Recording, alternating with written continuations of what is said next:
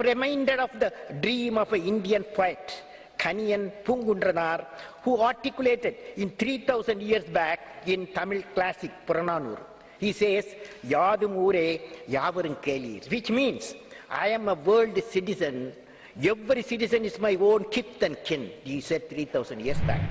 As we say in India, where there is righteousness in the heart, where there is righteousness in the heart, there is beauty in the character. When there is beauty in the character, there is harmony in the home. When there is harmony in the home, there is harmony, there is an order in the nation. When there is order in the nation, there is peace in the world. In the name of the European Parliament, I want to thank you for this important and inspiring speech. This was one of the most extraordinary speeches we have ever heard. Good morning, ladies and gentlemen. I am indeed delighted to be with the honorable members of the European Parliament on the occasion of the Golden Jubilee year of the European Union. When I am with you, friends, I was thinking what thoughts I can share with you. India, as a democratic nation, as you are aware, has the experience of providing leadership to over 1 billion people with multi-language, multicultural, and multi-religious systems. I wish to share this experience with you, friends. European civilization has a unique place in human history. Its people were valiantly engaged in the adventure of exploring the planet Earth, resulting in the discovery of many ideas and systems. Europe has seen the birth of pioneers in science leading to technologies. Europe was the theater of conflicts of hundreds of years among and between the nations, including the 2 world wars. Now, with this backdrop and dynamics, we have established European Union with the vision of peace and prosperity for the entire region. European Union has become an example for connectivity among nations, probably with no possibility of war, leading to a lasting regional peace. Before I started out on my journey to Europe, I was thinking, why are Europe and India unique and natural partners? Do we share a common history and heritage? Possibly in future, a common destiny? This was the question. What I found was astonishing, the depth and the vitality of our interconnectedness by language, by culture, by ancient beliefs, ideological, and the movement of people have stood the test of time. This has matured into a very strong bondage through a sustained trade and intellectually satisfying collaboration in many areas of science and technology. For example, on 23rd April 2007, 2 days before, the Italian scientific satellite Agile was launched by Indian Polar Satellite Launch Vehicle rocket system into a very precise orbit. Scientists from India and Europe are excited, and let us congratulate them, friends. Now, India is a country which has over the years learned to evolve and maintain a unique unity among the diversity. Similarly, the greatest contribution of European Union is that you have demonstrated to the world that it is possible to build a strong union of nations without compromising the national identities. It has become an inspirational model and an example to emulate for every region in the world. The European Union and India support a social form of economic development and encourage a model of growth with equity. Both are conscious of the need for growth to respect the environment and make it sustainable for future generations. With this valuable experience of centuries behind India and European Union, we can bring together a doctrine of global cooperation built over the foundation of regional collaboration and core competencies of our nations. Friends, European Union and India radiate a message to the world that regional cooperation and inter-regional collaboration will lead to a win-win situation for all, so that we can have a politically and socio-economically emergent civilization. Our contribution will be judged, if we could, before the 21st century is over, make all regions transform into happy unions, leading to the emergence of world unions. In this context, I am reminded of the dream of an Indian poet, Kaniyan Poongunranar, who articulated in 3,000 years back in Tamil classic Purananur. He says, Yadum Ure Yavarun Kelir, which means, I am a world citizen. Every citizen is my own kith and kin, he said 3,000 years back. With this background, I have brought from India a message to start three important Indo-European missions, which could contribute to global peace and prosperity.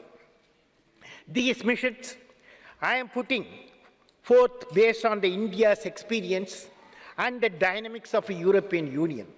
The first mission, Indo-European mission, is evolution of an enlightened society. Evolution of an enlightened society for evolving a citizen with value system and leading to the prosperous and peaceful world. The second idea, leading to energy independence. Normally people talk about energy security. I am talking about the energy independence. A three-dimensional approach for energy choice towards realizing clean planet Earth. The third point is the world knowledge platform for synergizing the core competence of European Union and India in certain areas for providing solutions to critical issues like water, healthcare, and capacity building. Now, friends, towards a cohesive society, when nations join together to build a cohesive society, it is necessary to ensure that benefits of the development encompass all sections of the society. World over, poverty, illiteracy, unemployment, and deprivation are driving forward the forces of anger and violence. These forces link themselves to some earlier real or perceived historical enmities, tyrannies, injustice, inequities, ethnic issues, and religious fundamentalism flowing into an outburst of extremism worldwide. Both India and European Union have witnessed and are witnessing the unsavory acts of certain misguided sections of the society.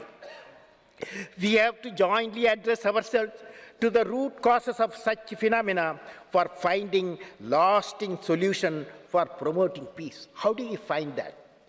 Now, what we need is a carrier of eternal goodness and wholesomeness in human contact, which is called righteousness. As we say in India, where there is righteousness in the heart, there is beauty in the character. When there is beauty in the character, there is harmony in the home. When there is harmony in the home, there is an order in the nation. When there is order in the nation, there is peace in the world.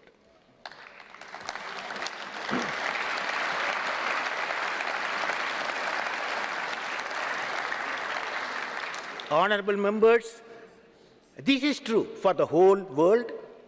When we need peace in the world, we need order in the nation.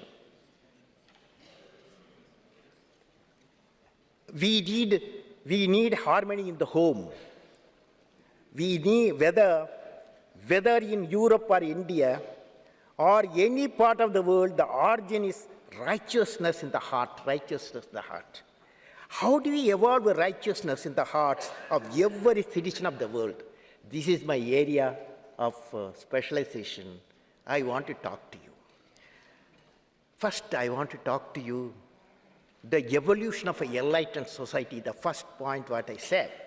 With this spirit of righteousness in the heart, dear honorable members, I would like to put forth to this important gathering a methodology for evolving a happy, prosperous, and peaceful society of our planet, which I call it evolution of an enlightened society. I have shared these thoughts with many intellectuals in the national and international spheres. How do we create such an enlightened society which have three components? The first component, education with value system. The second component, religion transforming into a spirituality. And the third component, economic development for societal transformation. Let us discuss. The first one, education with value system. We have seen that the seeds of peace in the world have their origin in the righteousness in the heart of every individual. Such a righteous citizen leads to evolution of an enlightened society. Education with the value system has to be so designed that the righteousness in the heart is developed in young minds. And that should be the mission of education. The prime learning environment is 5 to 17 years of age. This reminds me of ancient Greek teachers saying, the Greek teacher said a few thousand years back, he said, give me a child for 7 years. Afterwards, let God or devil take the child. They cannot change my child. Because our education so powerful, the teacher so powerful mind. This indicates the power of a great teacher and what they can inculcate in the young minds. Parents and teachers must inculcate moral leadership among children. It requires the ability to have insight into the uniqueness and universality of human consciousness. True education is the acquisition of enlightened feelings and enlightened power to understand daily events and to understand the permanent truth linking man to this environment, human and planetary. While I was in college, long ago, while I was in college, nearly 57 years, I remember the lectures given by the highest authority of a Jesuit institution, Reverend Father Rector Kalathil of St. Joseph's College, Trichinopalli, Southern India, where I studied in college. Every week on Monday, the Reverend Father will take a class for an hour. He used to talk about good human beings present and the past and what makes a good human being. In this class, the Reverend Father used to give lectures on personalities such as Buddha, Lord Buddha, Confucius, Saint Augustine, Khalifa Umar, Mahatma Gandhi, Einstein, Abraham Lincoln, and moral stories linked to our civilization heritage. In the moral science class, Father Kalathil used to highlight the best aspect of how the great personalities have been evolved as a good human being through the parental care, teaching, and companionship of great books. Even though these lessons were given to me in 1950, during my college days, they inspire even today. It is essential that in the schools and colleges, lectures are given by great teachers of the institution once in a week for an hour on civilizational heritage and derived value system from every nation. This may be called a moral science class that will elevate the young minds to love the country, to love the other human beings, and elevate them to higher places. I have suggested this methodology to educationists in my country. European Union may like to consider evolving a system that would enable a student to imbibe these fundamental traits for the benefit of all. Now let me take up the area that is transforming religion into spiritual force. That's the toughest thing. Religion into a spiritual force. Many in the world believe it's a difficult mission, but I don't. I would like to share an experience that I have witnessed, which has convinced me that it's possible. That is, religion can be transformed into a spiritual force. How do you do that? Religion has two components, as you all know. Religion has two components, theology and spirituality. Even though theology is unique to every religion, the spiritual component spreads the value to be inculcated by the human beings for promoting good human life and welfare of the society while pursuing the material life. I would like to share an experience how the religion and science came together in a big mission which I was witnessing. It was during the early 1960s. The founder of the Indian Space Research Organization, Professor Vikram Sarabhai, with his team, had located a place technically more suited for space research after considering many alternatives. The place called Tumba in Kerala, southern part of India, was selected for space research as it was near the magnetic equator, ideally suited for ionospheric and electrojet research in upper atmosphere. I was fortunate to work with Professor Vikram Sarabhai for about 8 years. The major challenge for Vikram Sarabhai was to get the place in specific area. As was normal, Professor Vikram Sarabhai approached the Kerala government administrators first. After seeing the profile of the land and the sea coast, and the view expressed was that thousands of fishing force lived there. The place had an ancient St. Mary church, a bishop's house, and a school. Hence, it would be very difficult to give this land, and they were willing to provide alternate area. Similarly, the political system also opined that it would be a difficult situation due to the existence of important institutions and the concern for people who had to be relocated. However, my professor very determined. However, there was a suggestion to approach the only person who would advise the help. That was Reverend Father Peter Pereira. Professor Vikram Sarabhai approached the bishop on a Saturday evening. Still, I remember the scene. I still remember the meeting between the two turned out to be a historical. Many of us witnessed the event. Reverend Father Peter Pereira exclaimed, "Oh Vikram, you are asking my children's abode," that is fishermen's abode, fishing folk abode, my abode, bishop's house, and God's abode, the church. How is it possible?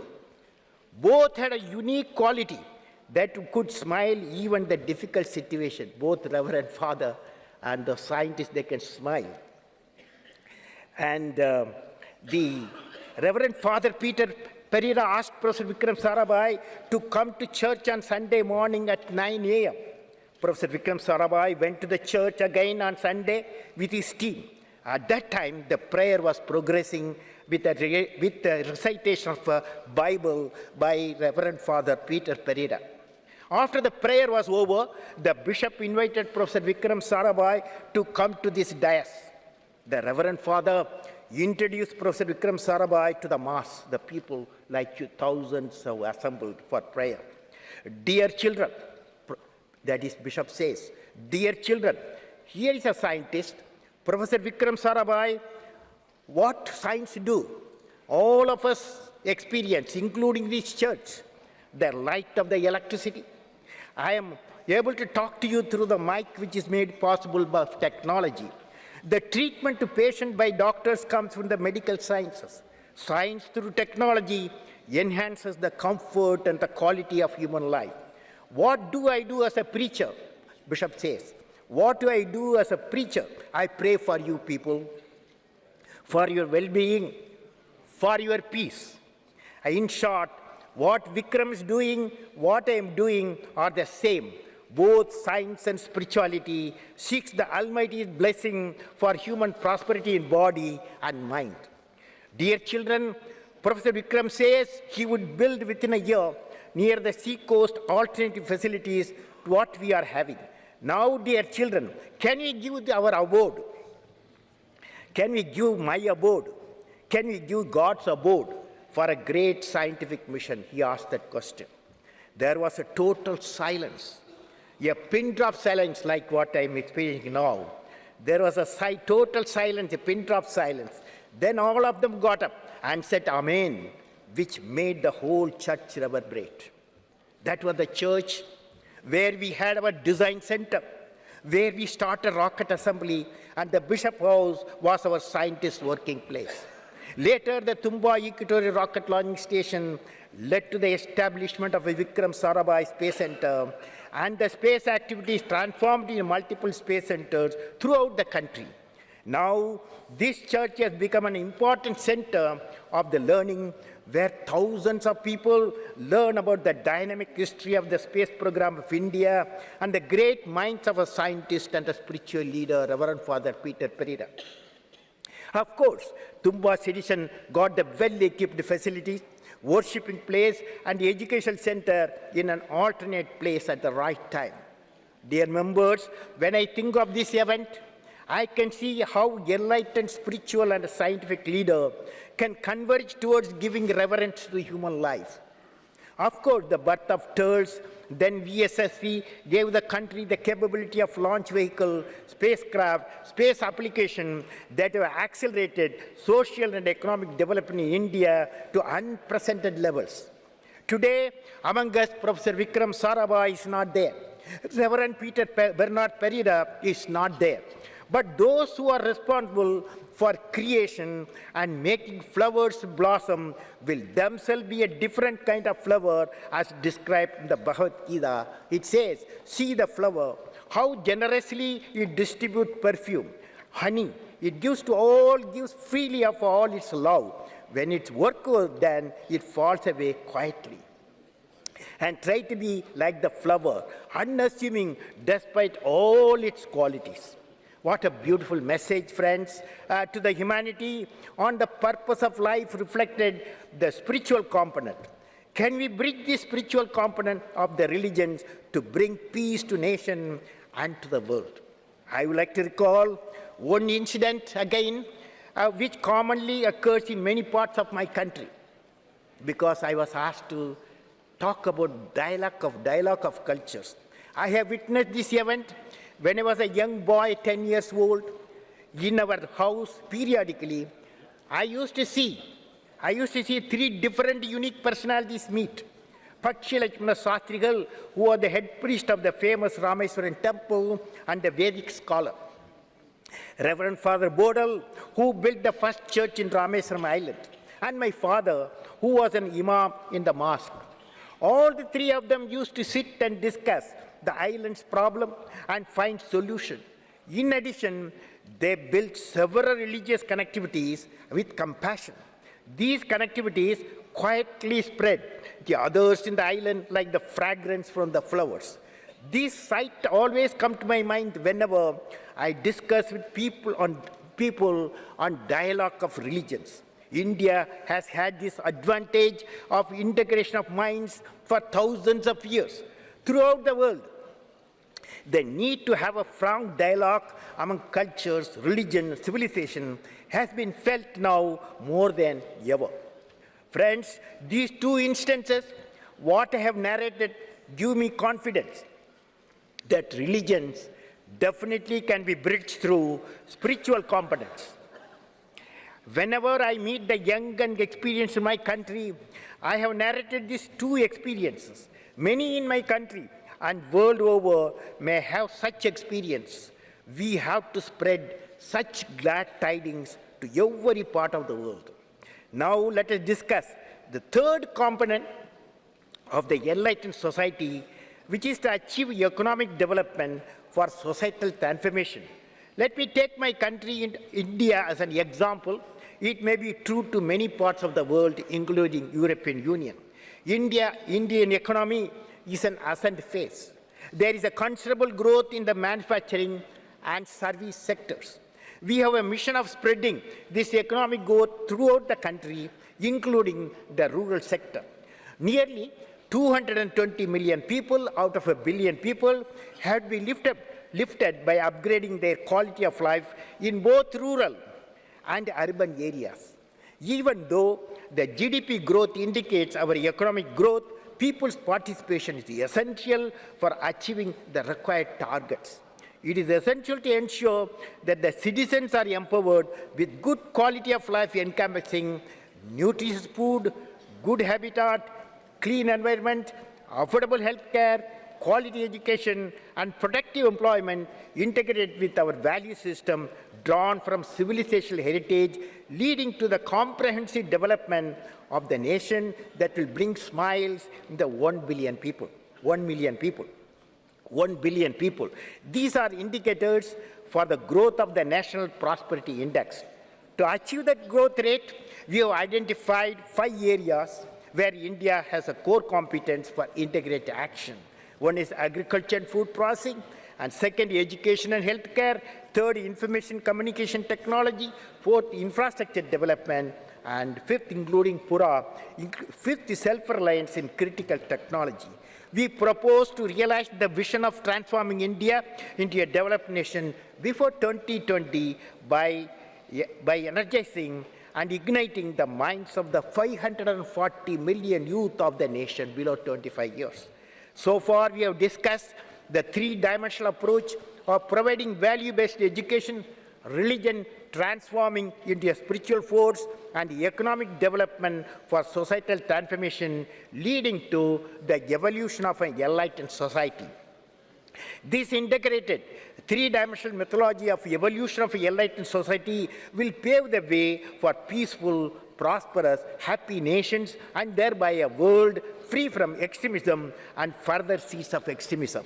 In my website, www.presidentofindia.nic, I have given how an empowered world body is essential to evolve the nation of enlightened citizens. I'd be very happy to exchange the thoughts and the ideas and the action related to this mission with the honorable members of the European Parliament after going through my website. Let me now discuss finally the second mission leading to energy independence. When we analyze the critical problems facing the planet Earth today, 2 important issues come to our minds. First one is the continuous depletion of a fossil material derived oil, gas, coal reserves as predicted by the World Energy Forum. This you are all aware. The second one is the continuous degradation of the environment, primarily due to the extensive use of fossil material for generating energy. The solution to this problem can be found through energy independence, which I have presented to my country. It may be applicable to many nations. What is that energy independence? In India, I have proposed. India, friends, has got 17% of the world's population, but has only about 0.8% of the world's known oil and natural gas resources. Based on the progress visualized for the nation during the next 2 decades, the power generating capacity has to increase to 400,000 megawatt power by the year 2030 from the current 130,000 megawatt power in India. This takes into consideration of energy economies, plant and the design and production of energy efficient equipments and systems. And friends, with this I have proposed the various systems, and I would like to say the solar cell efficiency. This is common for European Union and India. The solar cell efficiency has to increase from the present 20% to 55% through intensified research on CNT-based solar cell. For thorium reactors, as it is known, thorium is a non-fissile material. It has to be converted into a fissile material using fast breeder technology. In the biofuel area, the challenge is biofuel plantation for higher yield, esterification technologies for the higher output, and the modification to automobile power plants. These 3 research areas definitely need intensive cooperation between European Union and India. I would suggest setting up of an Indo-EU renewable energy development program for taking up advanced R&D in all forms of renewable energy, leading to the availability of commercial class large-scale power plants within the next decade. Friends, finally, I would like to conclude with World Knowledge Platform. Now, with the Indian experience of 2 successful international cooperative ventures, from concept to realization and marketing, I would suggest the evolution of World Knowledge Platform for bringing together the core competencies of multiple nations of EU and India in science and technology, leading to the development of a unique system of global applications. World Knowledge Platform will enable joint design, development, cost-effective production, and marketing of the knowledge products, system, and services in various domains based on the core competence of partner nation to international market. World Knowledge Platform is a meeting place for science, technology, industry, management, and marketing. Now you can ask me, what is the missions of World Knowledge Platform? The convergence of bio, nano, and IT is expected to touch every area of concern to the humanity. The World Knowledge Platform will take up the mission in some of the areas discussed further, which are the most urgency to all of us to make our world a safe, sustainable, peaceful, and prosperous place to live. The number 1, water. Desalination of seawater using solar energy, channelization, networking of rivers, cost-effective, safe drinking water. The second one, healthcare. Diagnosis, drug delivery system, development and production of vaccine for HIV, TB, malaria, cardiac diseases. Third one, agriculture and food processing, increased production of food grain in an environment of reduced land, reduced water, and reduced manpower, preservation of food, food processing, cost-effective storage, and distribution. Finally, knowledge products, hardware, software, networking, and storage products, including handheld micro and nano electronic devices. And fossil fuel-free transportation system using renewable energy, safety system, hardware, and embedded software integration. And habitat, energy efficient, water efficient, pollution-free habitat. And 7, the disaster prediction and management, earthquake forecasting, assessing in advanced quantum of rain for particular cloud condition. The last one, capacity building, quality human resource development for all the above areas, including the development of the personnel with world-class lists. Dear friends, European Union represents a wealth of scientific potential with rich culture for research. India has emerged as a leading country with its demonstrated scientific and technological potential, many societal mission, and is now on a growth path. Combined strength of the nations can be utilized for the mutual advantage of both India and EU by joining together as partners in creating the World Knowledge Platform. In conclusion, honorable members of European Parliament, as you have seen, there is a visible common thread of our dreams and problems. When I'm with you, I have a feeling there are beautiful solutions from beautiful minds. Beautiful minds generate creativity. This is the common heritage of both India and European Union.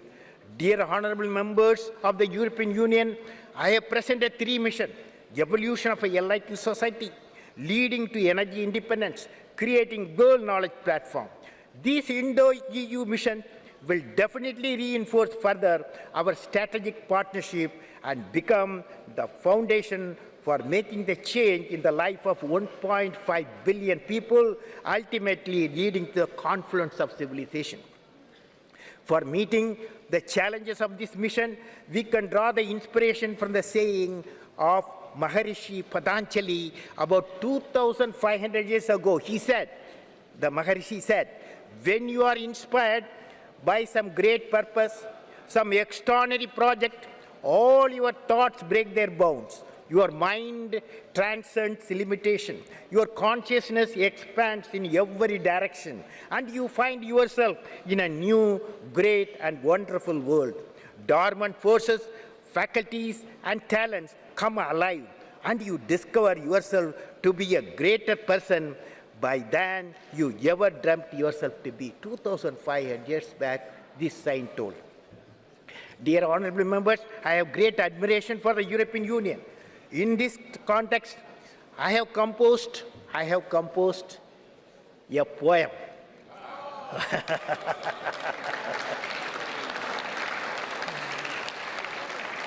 Which I would like to share with you. The title of the poem, A Message from Mother India. A message from Mother India to European Union, okay? Message from Mother India, okay. What is the message? I will recite. Beautiful environment leads to beautiful minds. Beautiful environment leads to beautiful minds. Beautiful minds generate freshness and creativity. Created explorers of land and sea, created European Union, created explorers of land and sea, creates minds that innovate, create great scientific minds, created everywhere. Why? Gave birth to the many discoveries, discovered a continent. Do you realize you discovered a continent? Discovered a continent. And unknown lands, ventured into unexplored paths, created new highways. In the minds of the best, worst was also born, generated seeds of the battle and hatred, hundreds of years of war and blood. Millions of my wonderful children lost in the land and sea. Tears flooded many nations, many engulfed in ocean of sadness. Then came the vision of the European Union. Took the oath. Then came the vision of European Union. Took the oath never to turn human knowledge against ourselves or others. United in their thinking, action emanated to make Europe prosperous and peaceful, born the European Union. That glad tidings captivated the people of the planet of my galaxy, Earth says. That glad tidings captivated the people of the planet of my galaxy. O European Union, let your mission spread everywhere like the air we breathe. That's a poem.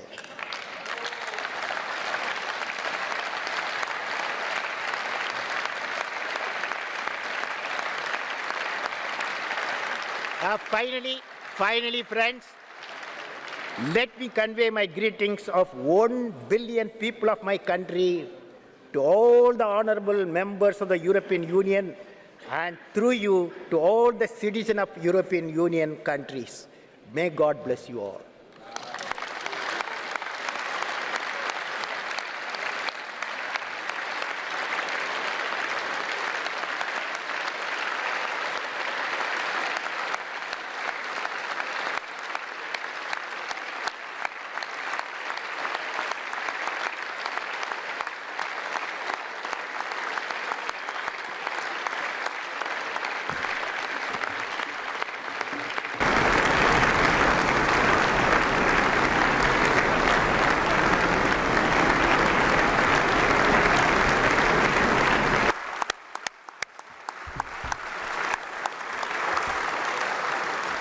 Mr. President Abdul Kalam, in the name of the European Parliament, I want to thank you for this important and inspiring speech. This was one of the most extraordinary speeches we have ever heard.